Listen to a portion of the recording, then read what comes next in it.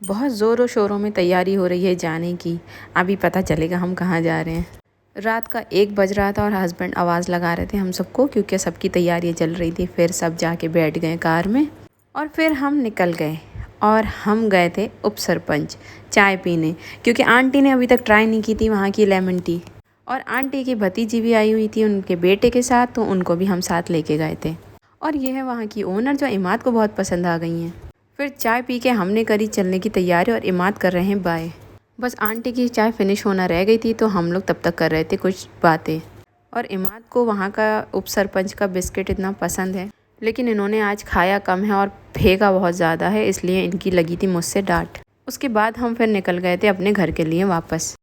फिर घर पहुँच के इमरान मिला और इमरान इमाद को लेके गया डॉगीज़ के पास। और देखो सब कैसे जमा हो रहे हैं। मुझे तो बहुत ज़्यादा डर लगता है। इतनी देर मैं इसको बोलती रही वापस ले आओ वापस ले आओ। फिर हम लोग गए घर में।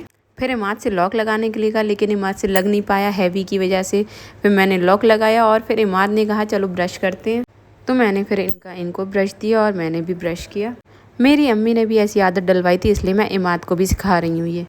रोज़ सुबह इमाद मुझसे कहते हैं ब्रश करना है और रात को भी कहते हैं ब्रश करना है, इसलिए हम दोनों करते हैं साथ में ब्रश। और मिलती हूँ मैं आपसे नेक्स्ट व्लॉग में। देखते रहिए, लाइक शेयर सब्सक्राइब।